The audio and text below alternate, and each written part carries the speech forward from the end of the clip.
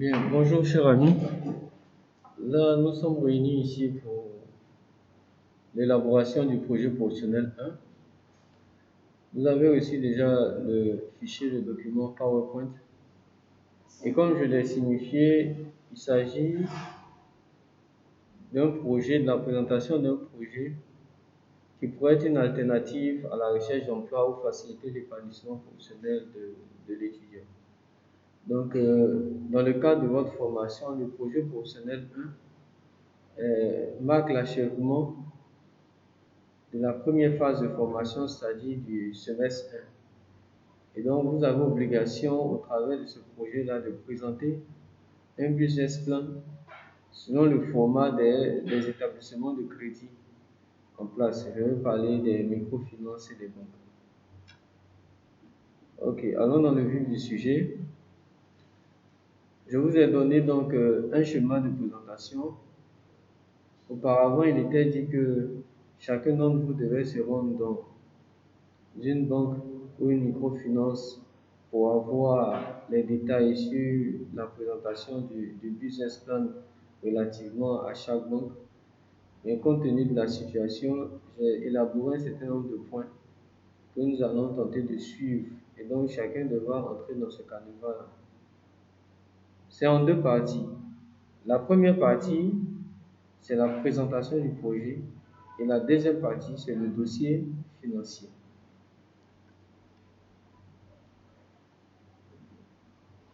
Donc, première partie, présentation du projet. Le premier sous-point ici est relatif à l'objectif. Il est noté description du projet et objectif que l'on veut atteindre. Ici, vous devez expliquer l'idée du projet, dire ce que vous comptez faire et quel est l'objectif en termes de résolution de problèmes dans votre espace de vie ou dans une zone donnée ou pour une ville. Donc, il est très important ici d'être très explicite sur le projet que vous montez. Deuxième sous-point, ce sont les clés de succès. Dire ce qui permettra le succès de l'entreprise, mettre en évidence donc les forces de l'entreprise.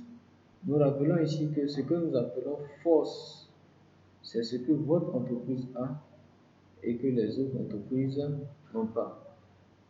Cela peut relever par exemple des ressources humaines, des ressources financières ou d'une technologie particulière que vous avez qui vous permet donc de pouvoir vous distinguer, de pouvoir avoir un avantage concurrentiel significatif par rapport à votre concurrent. Donc, il s'agit d'expliquer clairement ce qui sera l'origine du succès de votre activité.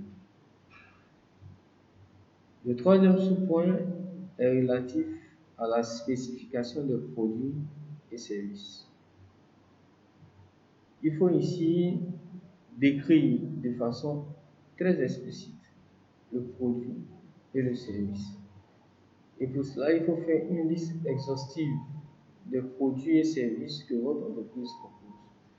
Si vous avez un seul produit, vous le décrivez correctement. Si vous avez plusieurs produits ou plusieurs services, il est important que vous puissiez mettre en exergue tous les produits et services qui sont l'œuvre de votre entreprise. Cela permet de savoir clairement aussi ce que vous présentez comme activité. Le quatrième sous-point est relatif à l'argumentaire de vente. En réalité, il y a un message qui est véhiculé au public pour pouvoir attirer la clientèle. Il y a une image que l'entreprise veut donner d'elle de sorte que son produit soit accepté. Et donc l'argumentaire de vente, c'est en fait ce récit que vous présentez, c'est un bout de phrase ou de slogan que vous présentez au produit et vous mettez donc en exergue ce qui pourrait être un élément accrocheur par rapport à la cible visée. Toujours dans la présentation du produit, le cinquième sous-point est relatif à l'aptitude à lancer l'entreprise. Donc, en fait, c'est une adéquation entre le promoteur et le projet qui est recherché ici. Donc, il faudra relever la capacité du promoteur à conduire un tel projet, mettre en évidence les acquis professionnels ou la formation dans le domaine. Je vous rappelais en cours la dernière fois, par exemple, que vous ne pouvez pas solliciter, par exemple, un prêt pour l'ouverture d'un salon de coiffure si vous-même vous n'avez pas fait la formation, vous ne savez pas comment coiffer. Donc, cela vous rend dépendant d'un certain nombre d'individus ou d'un certain nombre de personnes qui détiennent ces acquis professionnels-là.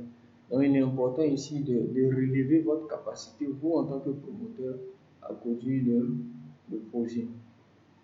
Le sixième sous-point, c'est l'intensité concurrentielle. Nous ne pouvons pas ignorer en fait que nous ne sommes pas les seuls à proposer ce bien-là. Aujourd'hui, presque tous les domaines d'activité sont soumis à concurrence. Donc, ce sous-point-là va vous permettre de décrire ici de façon claire et précise la concurrence directe, ceux qui fabriquent les mêmes types de biens, qui proposent les mêmes types de biens, et la concurrence indirecte, c'est ceux qui proposent des biens qui peuvent représenter des substituts. Nous rappelons que les substituts, ce sont des produits qui vont venir satisfaire aux mêmes besoins que satisfait votre bien sans présenter forcément les mêmes caractéristiques. Et nous savons que plus les substituts sont disponibles et sont à coût réduit, cela augmente l'intensité concurrentielle dans le secteur d'activité. Puis nous avons le plan marketing. Là, vous élaborez donc toute la stratégie qui vous permet d'assurer les ventes, dégager un profit considérable pour la continuité d'exercice de votre activité. Le dernier sous-point dans la présentation du projet, c'est l'élément sur les ressources humaines. Donc, vous notez ici les associés, les personnes qui vous aident donc dans la réalisation de ce projet-là, ou qui vous accompagnent, et ceux que vous employez au démarrage de l'activité. Donc, il faut dire de façon claire, je travaille avec 5 personnes, avec 10 personnes qui vont, et chaque individu a telle ou telle tâche à faire. On est tenté généralement d'avoir beaucoup de personnes sous la main pour pouvoir gérer toutes les activités, mais relevons que cela représente aussi une masse salariale à ne pas négliger qui peut être un poids au démarrage de la structure. Donc, il faut être très explicite, nous dit clairement le nombre de personnes que vous comptez employer et ce qu'ils doivent faire au sein de votre entreprise. Nous passons donc au grand 2 qui est relatif au dossier financier. Je dirais qu'ici, vous justifiez la formation que vous faites en gestion, finance, comptabilité. Parce que le premier point qui est relatif à la présentation du projet, vous conviendrez avec moi qu'un étudiant de QHSE, un étudiant de marketing ou un étudiant de logistique est capable de présenter un projet sous cette forme-là. Maintenant, vous ici, votre singularité doit être mise en évidence au travers de la présentation du dossier financier. Donc, premier sous-point, charge pour le démarrage. On parlera donc de capital initial. Il s'agit de la description exhaustive des charges au démarrage de l'entreprise. J'ai besoin de quoi comme matériel? J'ai besoin de quoi comme intrant? Tous les éléments qui sont utiles donc au démarrage de l'entreprise. Comment est-ce que je compte les acquérir? Est-ce que c'est par crédit bail? Est-ce que je compte les acquérir entièrement par achat? Est-ce que je compte louer? Vous devez noter tout cela. Donc, description exhaustive des charges au démarrage de l'entreprise. Je précise bien au démarrage de l'entreprise. Ce qui donc nous envoie un capital initial bien défini qui est un élément conditionnel avant de pouvoir lancer l'activité. Je vous conseillerais ici de véritablement voir vos charges de démarrage parce que si les charges de démarrage sont assez lourdes par rapport au type de matériel que vous utilisez, bien évidemment, l'amortissement se fera sur une plus longue période. Le deuxième sous-point est relatif au compte de résultats prévisionnels. Donc, vous avez pu voir dans vos travaux en finance les états financiers de fin d'exercice. Et le compte de résultats prévisionnels, vous le présentez comme un tableau en deux parties. À gauche, les charges, à droite, les produits. Mais ici, il va falloir faire un compte de résultats prévisionnels sur 3 années. Année 1, année 2, année 3.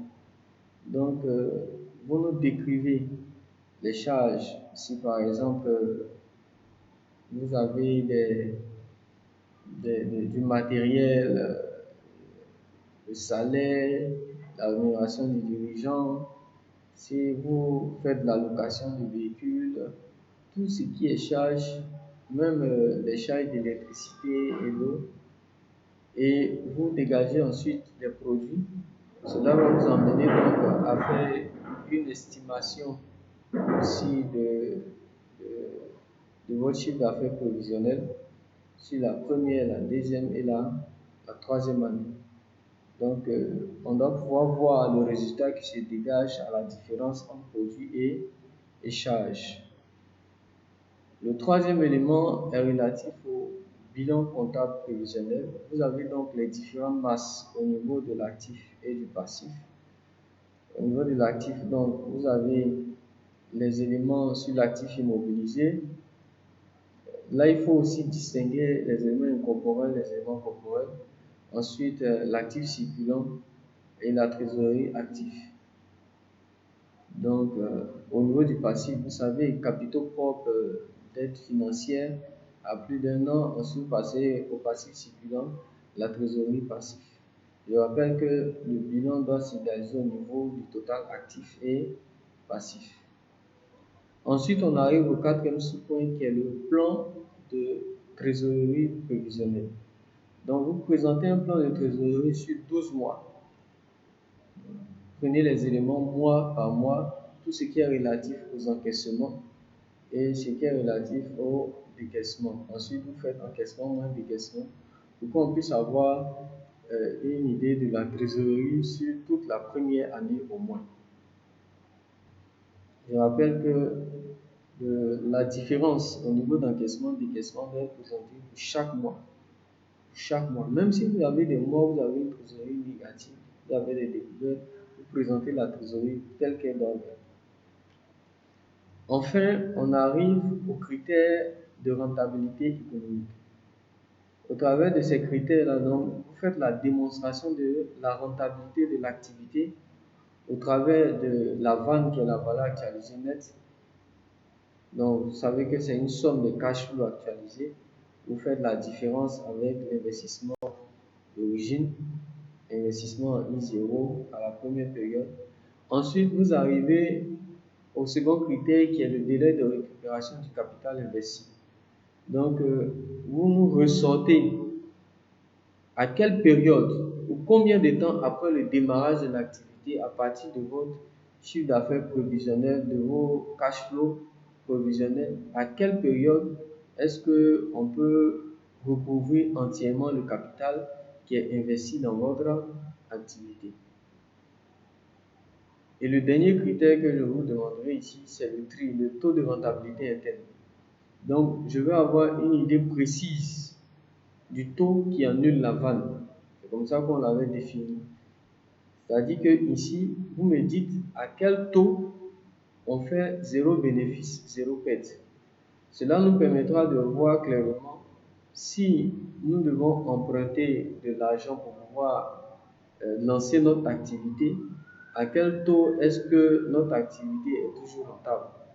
Vous pouvez trouver par exemple un taux de rentabilité interne qui est égal à 10%, ce qui voudrait dire que si vous empruntez de l'argent qui est remboursé à 8%, votre bénéfice en fait c'est la différence entre 10% et 8%, ce qui voudrait dire qu'on ne peut pas emprunter au-delà du taux de rentabilité interne. Donc vous ressortez les 3 critères VAN, DSCI et TRI. Cela est bien marqué sur les documents que vous avez. Donc, voici un peu le travail relatif au projet professionnel.